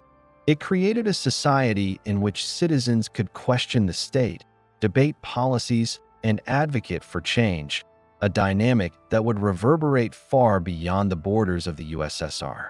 Perestroika, Gorbachev's economic reform program, sought to decentralize the command economy, introduce elements of market mechanisms, and incentivize productivity. While the intentions were to increase efficiency, stimulate innovation, and address chronic shortages, the implementation was inconsistent and results were uneven. Agricultural production remained insufficient, industrial output lagged, and the complexities of transitioning from a centralized economy to one with market features generated discontent among both workers and bureaucrats. Nevertheless, perestroika signaled a recognition that the Soviet system required adaptation, not mere preservation. Economically weakened and politically pressured, the USSR began to experiment with reforms that were unprecedented in scale, and these experiments exposed the limitations of a system long considered immutable. On the international stage, Gorbachev pursued a strategy of reduced confrontation and greater diplomacy. He understood that the continuation of the arms race and the maintenance of expensive overseas commitments were unsustainable. Consequently, he engaged with U.S. President Ronald Reagan in a series of summits aimed at arms reduction and strategic stabilization. The Reykjavik Summit of 1986, while failing to produce immediate agreement on all fronts, demonstrated the willingness of both superpowers to entertain ambitious reductions in nuclear arsenals. These dialogues reflected a shift in Cold War dynamics. Nuclear confrontation, once an ever-present threat, was increasingly framed in terms of negotiation, verification, and mutual risk management. Strategic patience and diplomacy began to reshape the contours of superpower interaction, even amid lingering ideological differences. The Eastern Bloc, long tightly controlled by the Soviet Union, experienced the most profound transformations during Gorbachev's early tenure. In Poland, the Solidarity movement, which had persisted despite repression, gained political legitimacy, and negotiations between the government and Solidarity leaders led to partially free elections in 1989. The success of these elections sent shockwaves across Eastern Europe, demonstrating the viability of political pluralism under conditions previously deemed impossible. In Hungary, liberalization policies allowed for greater economic and political autonomy, and the country became a conduit for East Germans seeking to emigrate to the West. Across Eastern Europe, from Czechoslovakia to Bulgaria, communist regimes faced mounting pressure, as Gorbachev's refusal to use military force signaled that Moscow would no longer automatically intervene to suppress reformist movements. The Iron Curtain, both physical and ideological, began to erode, revealing the deep vulnerabilities of the Soviet-controlled order. The symbolic and literal culmination of these changes occurred with the fall of the Berlin Wall on November 9, 1989. For nearly 3 decades, the wall had represented the division of Europe, the ideological chasm between East and West, and the human consequences of Cold War rivalry. Its collapse was both a consequence of systemic weakness within East Germany and a reflection of broader geopolitical shifts, including Gorbachev's policies, the resilience of civil society, and the willingness of Western leaders to support reform without military intervention. The event became an icon of liberation, a tangible manifestation of the collapse of communist authority, and a defining moment in the history of the Cold War. Millions of East Germans crossed freely into West Berlin, reunions long deferred by ideology, and authoritarian control were realized, and the world witnessed the tangible power of political change without confrontation between superpowers. The collapse of the Berlin Wall also signaled the beginning of the end for the Warsaw Pact as an instrument of Soviet control. Countries across Eastern Europe began asserting independence, negotiating political reforms, and exploring alternative alliances. The Warsaw Pact, once a symbol of Soviet dominance, became increasingly irrelevant as member states no longer viewed adherence as mandatory for security or political survival. In Romania, Hungary, Czechoslovakia, and Bulgaria, popular movements challenged communist authority, leading to transitions that combined negotiation, revolution, and, in some cases, violence. The Eastern Bloc's transformation was not uniform, but it was decisive. Decades of political imposition were unraveling, and the ideological cohesion of the Soviet sphere was disintegrating at an unprecedented pace. The global implications of these changes were profound. For the United States and the West, the developments validated decades of policy emphasizing containment, support for dissident movements, and the strategic importance of ideological engagement. NATO, Western European institutions, and U.S. foreign policy adapted to a new context in which the primary adversary was no longer an expansionist and unyielding Soviet Union, but a state in internal flux, seeking reform and stability. For the Soviet Union, the transformations posed existential questions. Could the state survive political liberalization? Could economic restructuring reconcile decades of centralized control with the demands of modernity?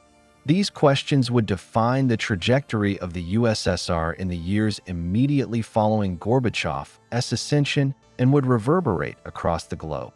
Culturally and socially, the period was transformative. Media coverage, previously constrained within Eastern Europe, began documenting protests, reform movements, and governmental transitions in ways that were unprecedented. Literature, music, and the arts reflected and reinforced a growing appetite for openness, expression, and engagement with global currents. The Cold War, long framed in rigid binaries of ideology and power, began to reveal its human dimension. Societies, communities, and individuals were active participants in shaping history, not merely passive subjects of superpower rivalry.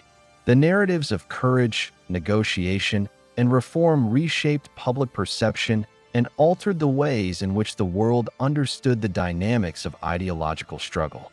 By the close of the 1980s, the period from 1985 to 1989 demonstrated that the Cold War was no longer an immutable contest of military might alone.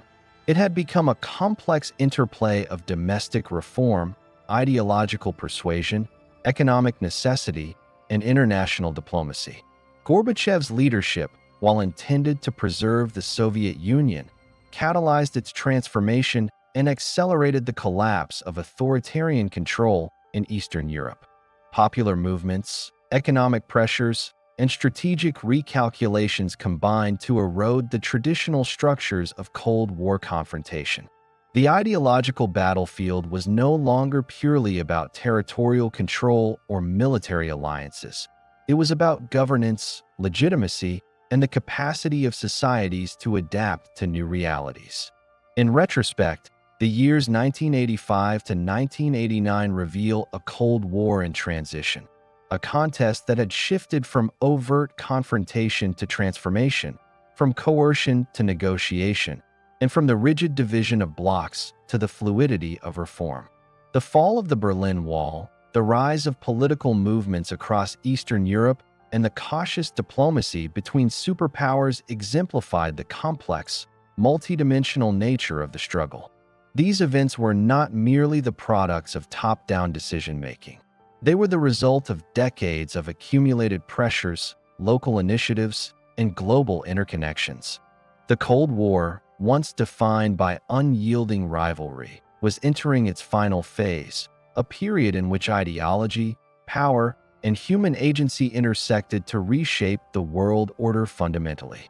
The period from 1989 to 1991 represented the final, decisive chapter of the Cold War, a period in which decades of ideological rivalry, political maneuvering, and global tension reached their ultimate conclusion.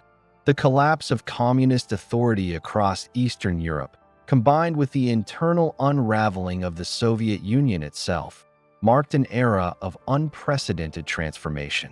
It was a time when old certainties disintegrated, alliances were reshaped, and the global order established in the aftermath of World War II was fundamentally redefined. The world that had endured 44 years of nuclear threat, proxy wars, and ideological confrontation now faced a new reality, one defined not by confrontation, but by rapid political change and uncertainty. The fall of the Berlin Wall on November 9, 1989, had already sent shockwaves through Europe, symbolizing the collapse of Soviet dominance and the erosion of the Iron Curtain. In the months that followed, East Germany underwent a dramatic transition.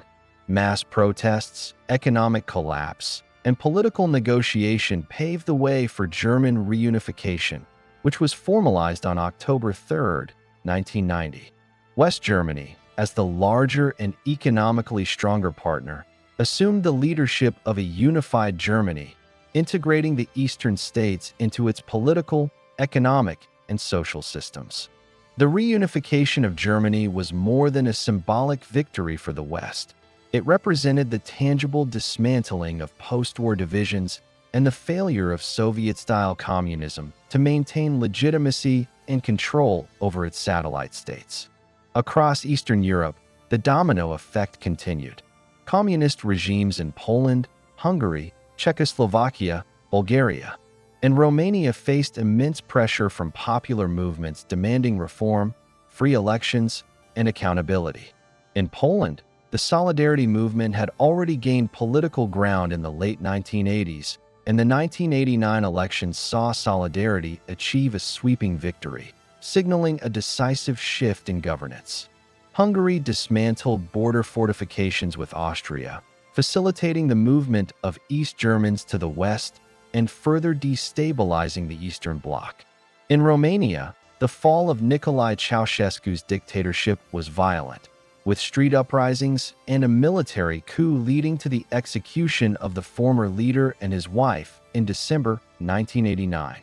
Czechoslovakia witnessed the Velvet Revolution, a largely peaceful protest movement that forced the communist government to resign.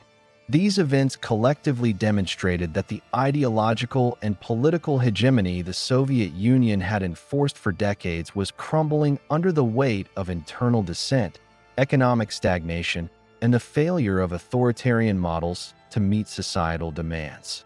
The Soviet Union itself faced intensifying challenges. Gorbachev's reforms, which had been designed to preserve the state, instead accelerated centrifugal forces within the Union. Republics that had been tightly controlled for decades began asserting autonomy, challenging the authority of Moscow and demanding independence. The Baltic states of Estonia, Latvia, and Lithuania led the charge, organizing mass demonstrations, declaring sovereignty, and reviving national identities suppressed for decades. Throughout the Caucasus, Central Asia, and the Russian heartland, calls for autonomy and reform multiplied, revealing the fragility of a multi-ethnic, centrally controlled state facing both economic crisis and political liberalization. The internal disintegration of the Soviet Union was further compounded by economic collapse. Years of overextension in foreign policy, combined with the inefficiencies of central planning, technological lag, and declining oil revenues, left the state unable to sustain its commitments both domestically and abroad.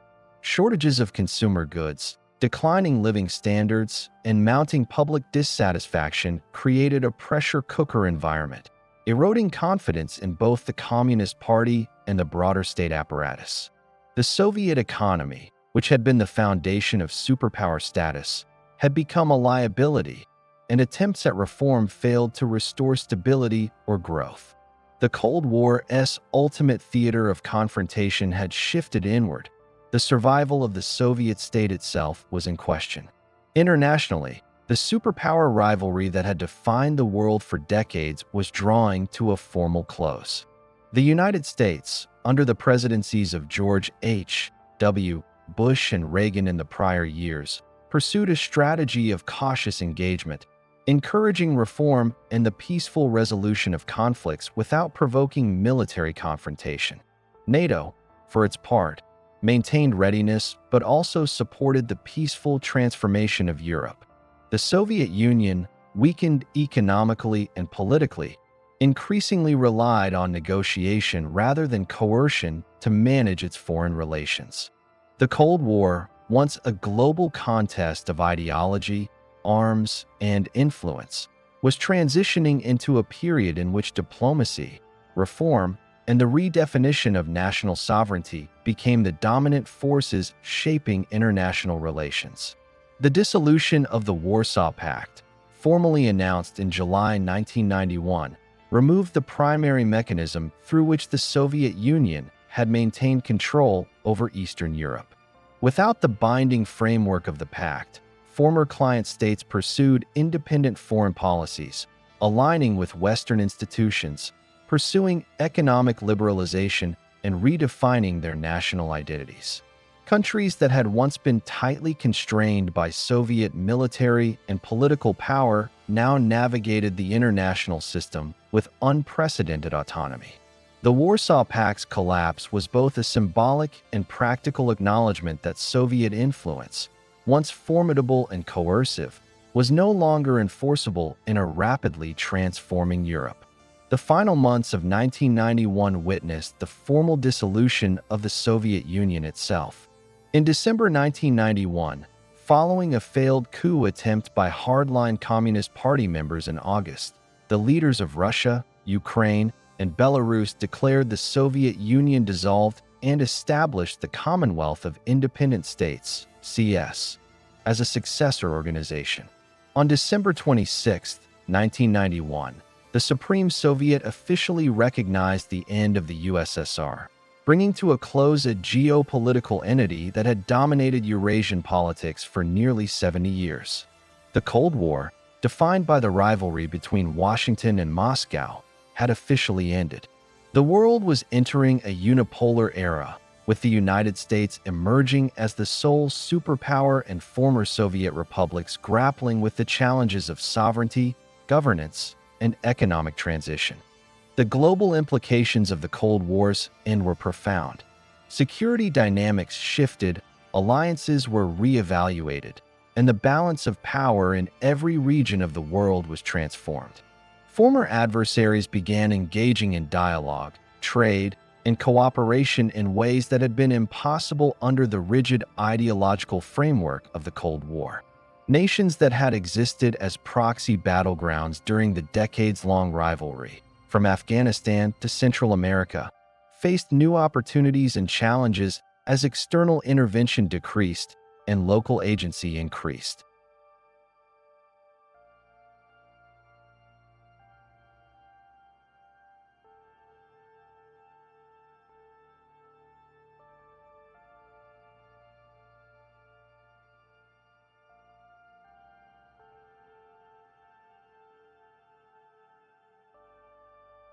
In the former Soviet Union, media freedom, public discourse, and cultural production flourished, even amid economic and political instability. In Eastern Europe, the opening of borders, exchange of ideas, and exposure to Western practices redefined societal norms, education, and governance. Globally, the end of the ideological confrontation altered perceptions of history, power, and human agency. Populations that had endured decades of polarization were now tasked with navigating a rapidly changing world in which past enemies became potential partners and long-standing divisions were reassessed. In retrospect, the years 1989 to 1991 reveal a Cold War characterized by both resolution and transformation. The collapse of the Berlin Wall, the disintegration of the Warsaw Pact, and the dissolution of the Soviet Union were the culmination of decades of ideological struggle, political maneuvering, and societal change. The Cold War, which had defined global relations since 1947, concluded not through a single decisive conflict, but through a combination of internal reform, popular pressure, and international diplomacy. The world had moved from a bipolar confrontation to a more fluid, multipolar order, with profound consequences for governance, security, and the conceptualization of international relations. Ultimately, the end of the Cold War was not merely the cessation of hostilities between the United States and the Soviet Union. It was the transformation of global structures. It demonstrated that even the most entrenched superpower systems could be reshaped by a combination of internal pressures, reformist leadership, and external diplomacy. The final chapter of the Cold War serves as both a historical lesson and a reminder. The interplay of ideology, ambition, and human agency can redefine the trajectory of nations, overturn assumptions of permanence, and create opportunities for new forms of global order and understanding. The Cold War left an indelible mark on the world, shaping political systems, global alliances, and the very structure of international relations for decades after its formal conclusion. Though the Soviet Union had dissolved in December 1991, the legacies of the ideological struggle between East and West persisted, influencing military strategy, diplomacy, economic policy, and societal organization. NATO remained a central institution of Western security, its raison d'etre having shifted from confronting a monolithic communist bloc to managing the uncertainties of a post-Cold War world. Meanwhile, former Soviet republics and Eastern European nations grappled with the challenges of transitioning from authoritarian control and centrally planned economies to sovereignty, democracy, and market-based systems. The ideological, strategic, and cultural remnants of the Cold War were woven deeply into the post-1991 global order.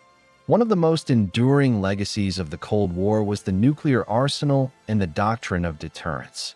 For nearly half a century, the United States and the Soviet Union had stockpiled weapons of unprecedented destructive capacity. While the immediate threat of mutual annihilation receded with the Cold War's end, nuclear weapons remained a core component of national defense strategies. Successive arms reduction treaties, including START I and II, sought to limit stockpiles and ensure verification mechanisms. Yet the specter of nuclear conflict continued to influence geopolitical calculations. Even today, the balance of nuclear deterrence, rooted in Cold War logic, remains a defining feature of global security, demonstrating that the strategic architectures developed during this period outlasted the ideological confrontation itself. The Cold War also left a lasting imprint on regional conflicts and military interventions. The proxy wars fought across Asia, Africa, and Latin America had reshaped borders, economies, and political systems. Nations such as Afghanistan, Angola, and Nicaragua had endured decades of conflict fueled in part by superpower competition.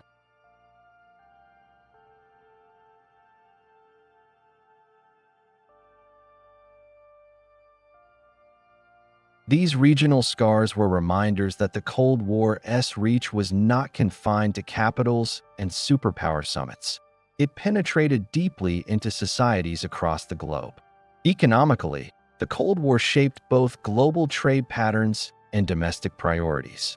The Marshall Plan and subsequent U.S. investment in Western Europe had established the foundations for rapid economic growth and integration, while the Soviet model of centralized planning proved increasingly unsustainable. Post-1991, many former communist states faced the challenge of economic liberalization, privatization, and integration into the global market. The transition was uneven.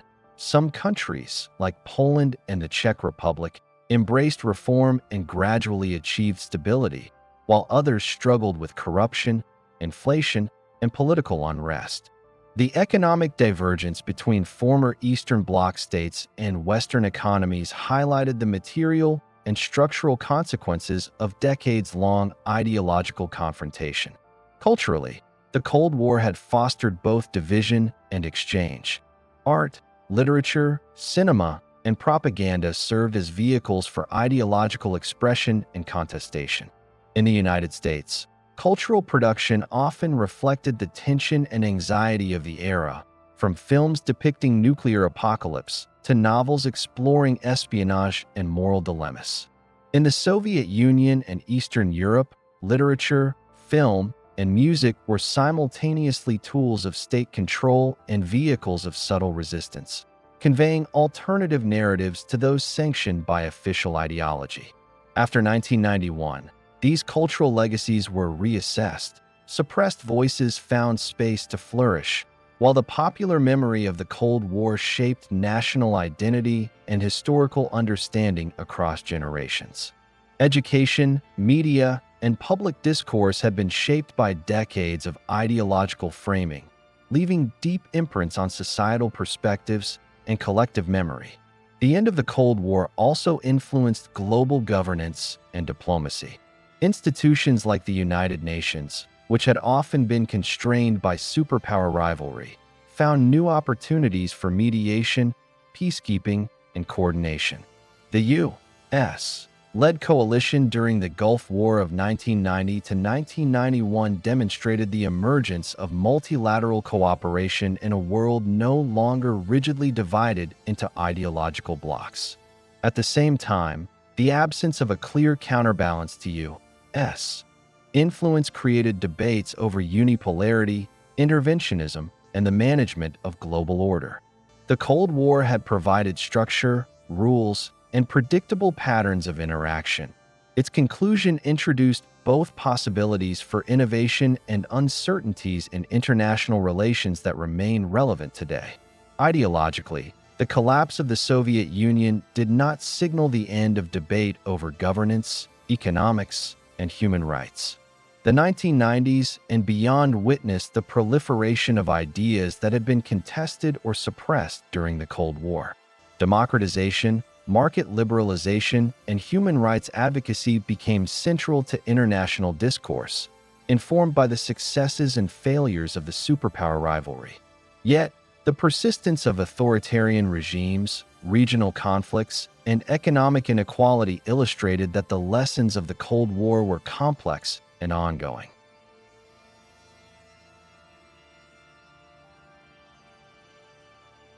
The space race, computer development, and military technology driven by superpower competition created capabilities that would find civilian applications in the post-Cold War era. Satellites, global communications, and advanced computing, originally intended for strategic purposes, underpinned economic growth, scientific advancement, and global connectivity in the decades that followed. In this way, the Cold War's influence extended beyond politics and ideology into the material conditions of modern life, shaping the infrastructure of contemporary civilization and the networks through which information, commerce, and culture flow. Socially, the Cold War influenced patterns of migration, identity, and memory. Refugees, dissidents, and expatriates carried the experiences of confrontation, repression, and ideological struggle across borders, reshaping communities and influencing cultural production in host countries. Generational memory of the Cold War, fear of nuclear annihilation, participation in protests, and lived experiences under authoritarian regimes continued to inform political engagement and civic identity long after the ideological confrontation ended. Collective memory, commemoration, and historiography of the Cold War became crucial arenas in which nations and societies made sense of the past, assessed responsibility, and constructed narratives to guide future policy and identity formation.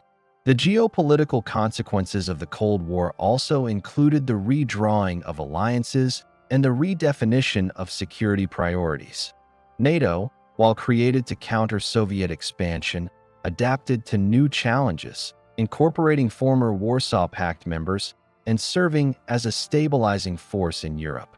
The European Union, while primarily an economic entity, benefited from the political and security recalibration following the Cold War, facilitating integration, cooperation, and the management of conflict.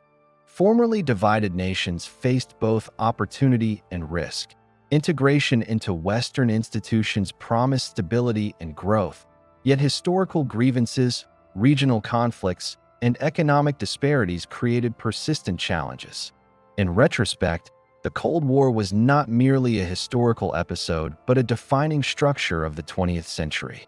Its legacy, military, ideological, economic, technological, and cultural, continues to shape global affairs, inform policy decisions, and influence societal attitudes.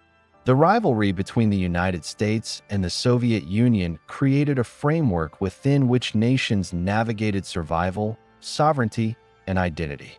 Its conclusion did not erase the structures it had imposed, but transformed them, leaving a world simultaneously liberated from bipolar confrontation and tasked with addressing the unresolved consequences of decades-long ideological struggle.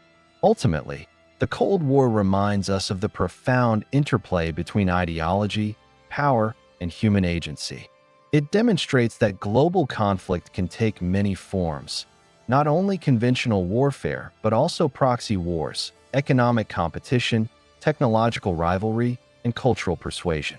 It illustrates that human decisions, from the halls of superpower capitals to the streets of Eastern European cities, shape history in ways that are both immediate and enduring. The Cold War's conclusion, far from being a clean or simple narrative, was a complex unraveling in which reform, resistance, negotiation, and crisis interacted to reshape the world.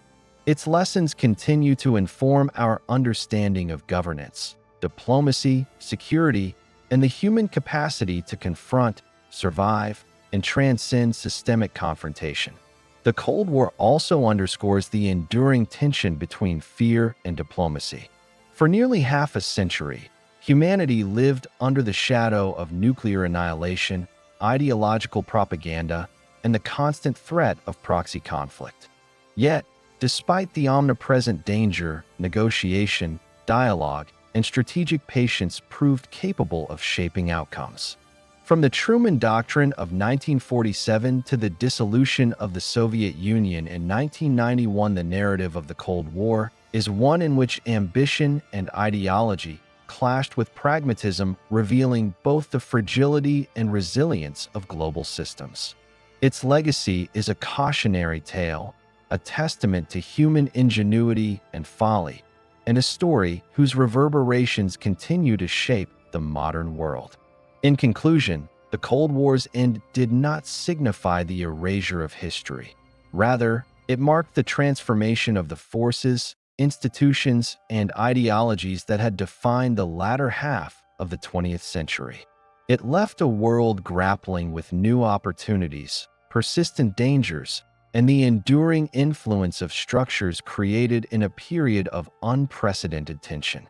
By understanding the Cold War's legacies in security, economy, society, technology, culture, and governance, we gain insight into the contemporary international system, the resilience of human societies, and the complex interplay of power, ideology, and historical circumstance that continues to define global affairs. The Cold War remains, at once, a cautionary tale, a testament to endurance, and a lens through which we can understand the persistent challenges of a world shaped by rivalry and cooperation alike.